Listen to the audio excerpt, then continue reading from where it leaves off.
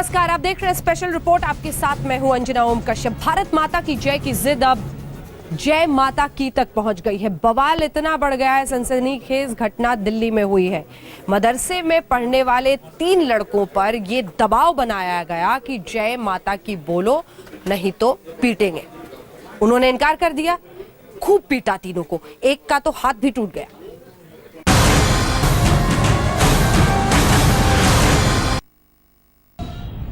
थोड़ा सा काळ असा आलेला आहे की अरे भारत माता की जय म्हटलं पाहिजे, हे नव्या पिढीतल्या लोकांना सांगावं लागतं। मोहन भागवत साहब, मैं नहीं लगाता नारा, क्या करते आप? मेरे गले में छुरी भी रख देंगे तो नहीं बोलूंगा मैं, क्योंकि हिंदुस्तान के कॉन्स्टिट्यूशन में कहीं पर भी लिखा हुआ नहीं है भारत माता की जय बोलना। मोहन भागवत साहब, मैं नहीं लगाता नारा, क्या करते आप? जिम्मेदार पदों पर बैठे लोगों की जुबान से नफरत के शोले निकले तो उसका जहर समाज में फैलते देर नहीं लगी। सियासत की शतरंज पर अपने मतलब की गोट चलने वालों ने भारत माता की जय के नारे को जिद की बिसात पर बिछाया था। बात भारत माता की जय से आगे निकलकर जय माता की तक पहुंच गई। दिलकश, जी हाँ, यही नाम है इस नौजवान का। हाथ कटा हुआ है, कंधे तक प्लास्टर बंधा हुआ है। इस नौजवान ने जय माता दी का जयकारा लगाने से इनकार किया। नतीजा आपके सामने। मामला देश की राजधानी दिल्ली के बेगमपुर इलाके का है। इलाके की मस्जिद मोहम्मदी के आसपास लोगों का मजमा लगा हुआ है। हर चेहरे पर तनाव है, सवाल है, एतराज है। हमारे नॉलेज में यही है कि बच्चे जब पार्क में घूमने के लिए गए थे, पार्क से आ रहे थे तो 2-4 लड़के वहाँ पे बैठे हुए थे। उन लोगों ने बुलाया और पहले तो चाटा मारा। चाटा मारने के बाद फिर बोला कि जय माता जी बोलो। उसके बाद जो है उन्होंने मतलब कि डंडे से मारा और एक का हाथ टूट गया, बाकी 3 को चोट लगी काफी। तो कितने बच्चे थे? 3 थे या 4 थे? 4 बच्चे थे। 4 बच्चों में से 3 बच्चों को चोट लगी। सियासत की भट्टी पर देशभक्ति चढ़ी तो नारे लगाने को लेकर 2 फाड़ हो गया। एक पक्ष नारे लगवाने तो दूसरा पक्ष नारे नहीं लगाने की जिद पर अड़ा हुआ है। लेकिन दिल्ली की ये वारदात तो कुछ और ही कह रही है। चलिए पहले हम आपको तफसील से बताते हैं कि आखिर मामला क्या है। बात 26 मार्च की है। बाहरी दिल्ली के बेगमपुर इलाके में रहने वाले 3 नौजवान दिलकश, नईम और अजमल पार्क में गए थे। ये तीनों नौजवान पार्क में बैठे हुए थे। इनकी माने तो इसी बीच 5 और नौजवान यहाँ पहुंच गए। इन लोगों ने दिलकश, नईम और अजमल से कहा, बोलो जय माता की। इस पर दिलकश और उसके दोस्तों ने नारा लगाने से इनकार कर दिया। इस बात पर उन 5 ने इन तीनों दोस्तों की पिटाई कर दी। पिटाई के दौरान दिलकश का हाथ टूट गया। इसके बाद इन लोगों ने 100 नंबर पर कॉल कर पुलिस को बुलाया। पुलिस आई और तीनों को अस्पताल पहुंचाया। इस वक्त हम बेगमपुर थाने के बाहर मौजूद हैं। आप देख सकते हैं तीनों जो मुस्लिम युवक हैं वो अब उनको लेकर जाया जा रहा है। दरअसल इन तीनों ने बयान दिया था कि इनको भारत माता की जय और जय माता दी बोलने के लिए बोला गया। इसके बाद अब जो है पुलिस थाने से ये लोग बाहर जा चुके हैं और इनसे पूछताछ लगातार हुई है। इनके बयान रिकॉर्ड किए गए हैं। यह मामला सामान्य मारपीट का नहीं था। इतना संवेदनशील मामला होने के बावजूद पुलिस 3 दिनों तक हाथ पर हाथ धरे बैठी रही। मीडिया में मामला उछलने के बाद पुलिस ने आनन फानन में 5 आरोपियों को गिरफ्तार कर लिया है। आरोपियों के खिलाफ आईपीसी की धारा 323 यानी मारपीट, 325 यानी गंभीर चोट पहुंचाने और धारा 341 यानी गलत नियत से हमला करने का केस दर्ज किया गया है। पुलिस फिलहाल मारपीट के शिकार और उसके गुनहगारों के बयानों की जांच कर रही है। वो स्टेटमेंट्स को हम देख रहे हैं, उसके अंदर जैसा भी बनेगा अकॉर्डिंगली एक्शन लिया जाएगा। क्या नारे लगाए गए? नारे का कोई वो उसमें वो नहीं है। बाकी जो भी उनकी स्टेटमेंट्स हैं उनके हिसाब से आगे इन्वेस्टिगेशन करेंगे। माता का जयकारा लगाना निजी आस्था की बात है, लेकिन सियासत की जिद ने माता के जयकारे को ही जिद में तब्दील किया है। दिलकश का टूटा हाथ तो इसकी बस एक नजीर है। एक तरफ जहां मुस्लिम युवकों ने एफआईआर में ये बात कही कि उन्हें जबरन जय माता की बोलने पर विवश किया गया, वहीं दूसरी तरफ उन्होंने मीडिया के सामने भारत माता की जय वाली बात भी कही। वहीं दूसरी तरफ आरोपियों का कहना है कि झगड़ा क्रिकेट को लेकर था। बहरहाल सच कौन बोल रहा है इसकी बात तो जांच के बाद ही साफ हो पाएगी। कैमरामैन विश्वास के साथ चिराग गोठी, दिल्ली आज तक। दिल्ली में माता का जयकारा ना बोलने पर जिस तरह से एक छात्र की कथित रूप से पिटाई हुई है, वो एक चेतावनी है दरअसल। हालांकि दूसरा पक्ष भी सुनना जरूरी है, क्योंकि कुछ लोगों का कहना है कि क्रिकेट को लेकर बवाल हुआ था, उसे जानबूझकर मजहबी रंग दिया जा रहा है। जो भी हो, सच्चाई जो भी हो, लेकिन ये खतरे की घंटी है।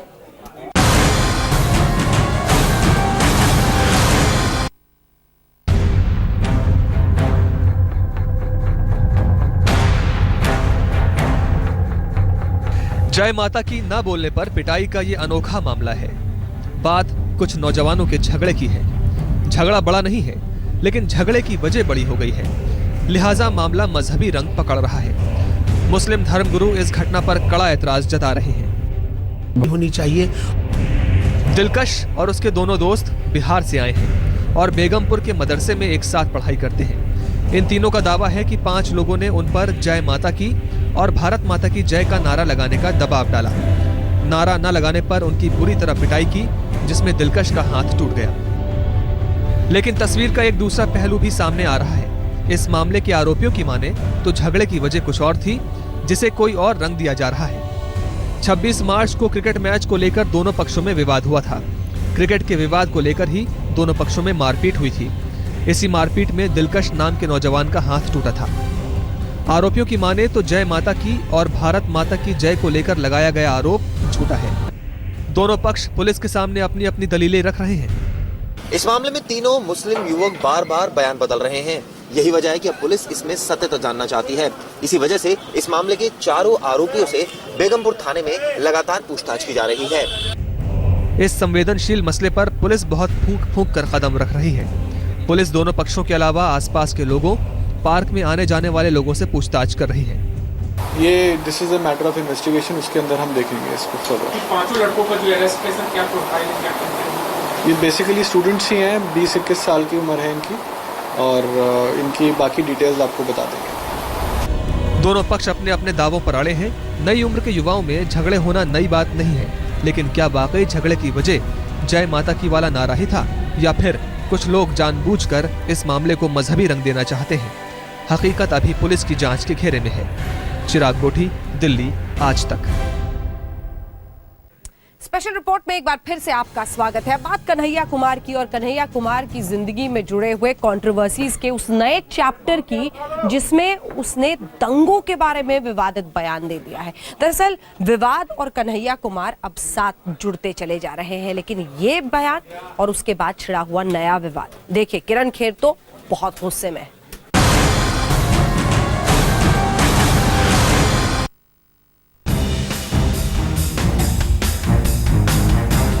2002 के दंगे में और 1984 के सिख राइट में फर्क है।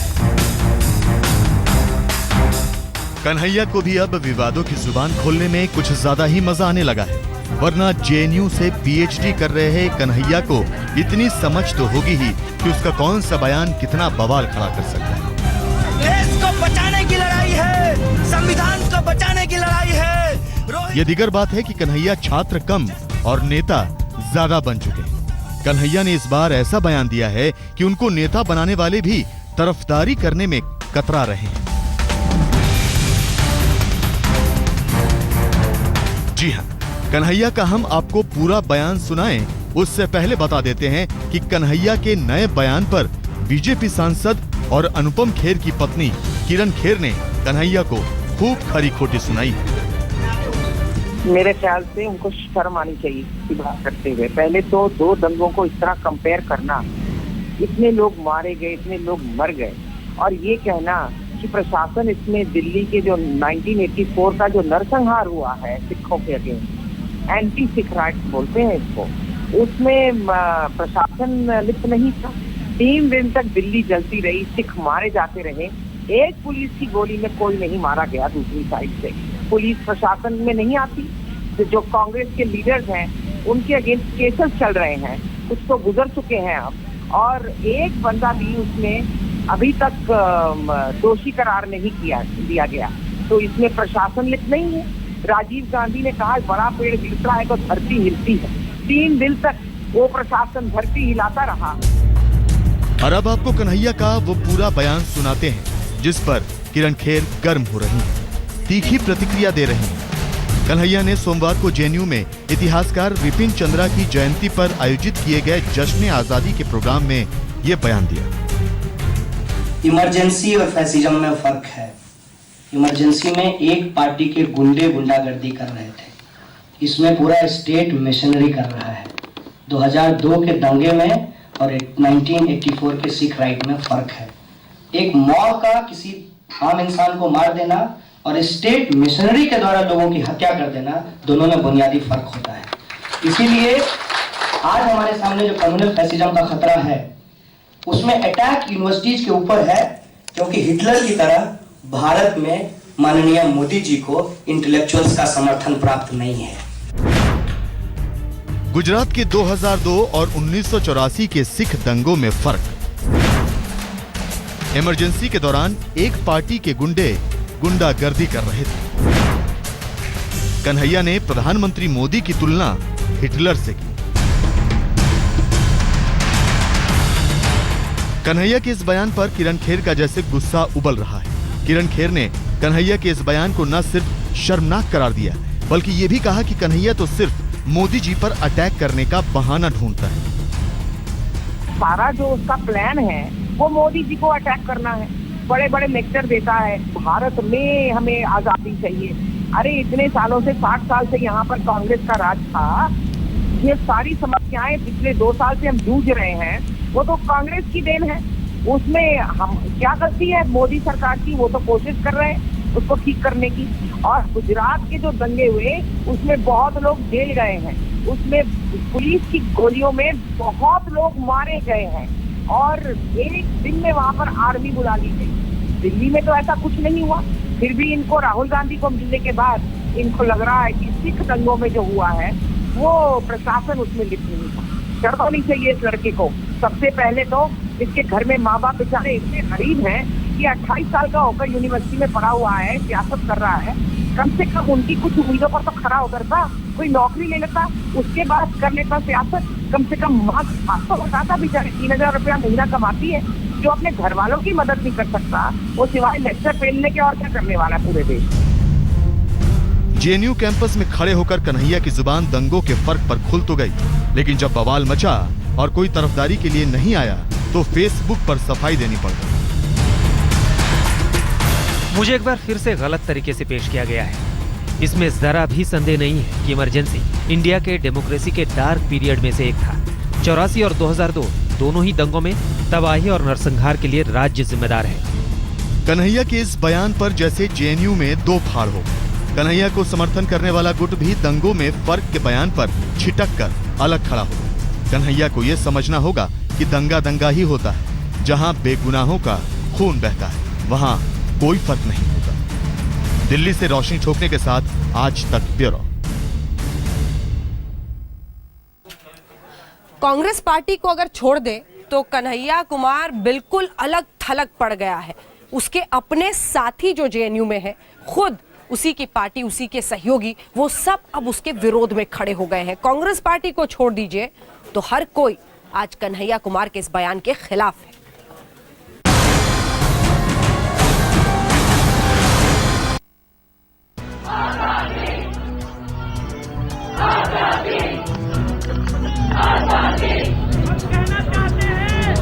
मसला नारे का नहीं है, मसला इससे ज्यादा बड़ा है।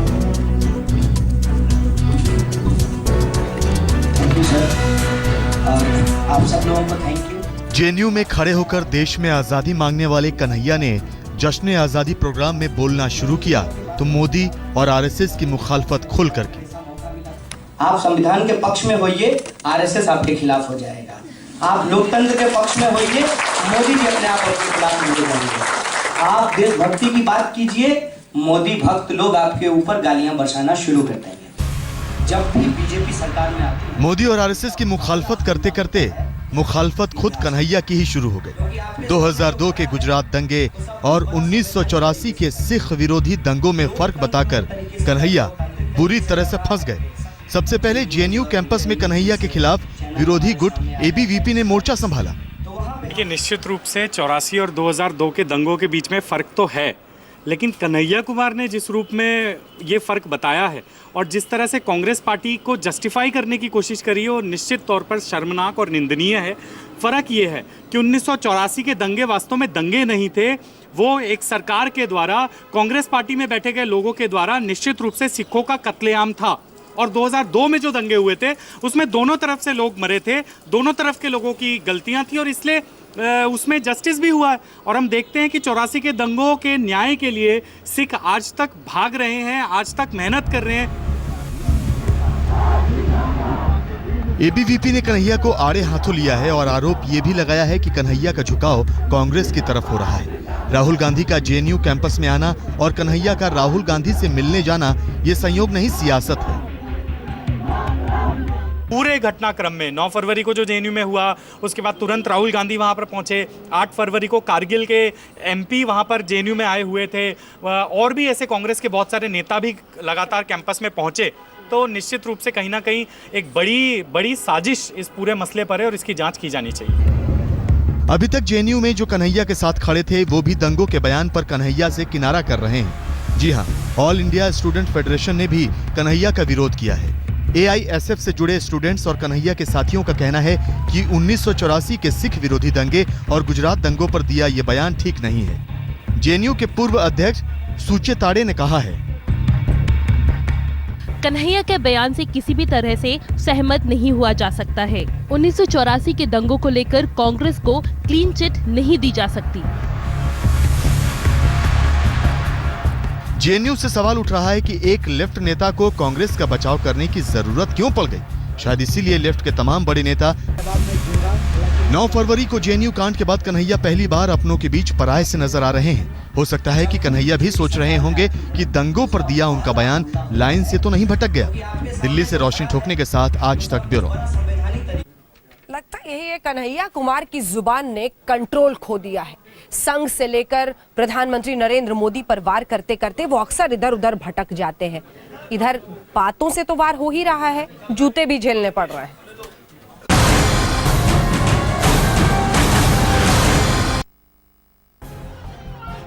आजादी। 9 फरवरी को जेएनयू कांड के बाद कन्हैया पर देशद्रोह का आरोप लगता है। कन्हैया को तिहाड़ जेल भेज दिया जाता है।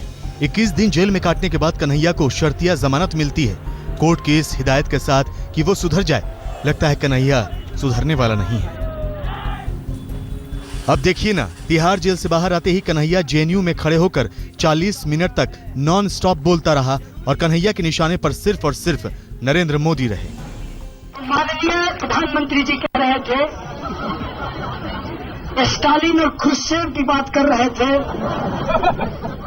मेरी इच्छा हुई कि मैं टीवी में घुस जाऊं और उनका सूट पकड़ कर कहूं, मोदी जी थोड़ी हिटलर की भी बात कर रहे हैं। देशद्रोह के आरोप में कन्हैया जेल से पिंड छुड़ाकर कैंपस लौटे थे, लेकिन हिंदुस्तान में आजादी मांगने वाले कन्हैया 8 मार्च को यानी अंतर्राष्ट्रीय महिला दिवस पर भारतीय सेना के खिलाफ विवादित बयान देकर फंस गए। कन्हैया ने आरोप लगाया कि कश्मीर में महिलाओं के साथ बलात्कार होता है। हम सैनिकों का सम्मान करते हुए इस बात को बोलेंगे कि कश्मीर के अंदर महिलाओं का बलात्कार किया जाता है सुरक्षा। इसके बाद तो कन्हैया को धमकियां भी मिली और जब कन्हैया रोहित वेमुला के लिए आवाज उठाने हैदराबाद यूनिवर्सिटी पहुंचे तो उन पर जूता भी फेंका गया। और इस तरह 9 फरवरी से लेकर अब तक कन्हैया पर कोहराम जारी है। आज तक ब्यूरो। कहा कि उत्तराखंड की जनता के साथ धोखा हुआ है, बागियों ने धोखा किया है और इसके पीछे साजिश है बीजेपी और साथ ही प्रधानमंत्री मोदी का नाम उन्होंने लिखा। उत्तराखंड में राष्ट्रपति शासन लगते ही कांग्रेस और बीजेपी के बीच वार पलटवार।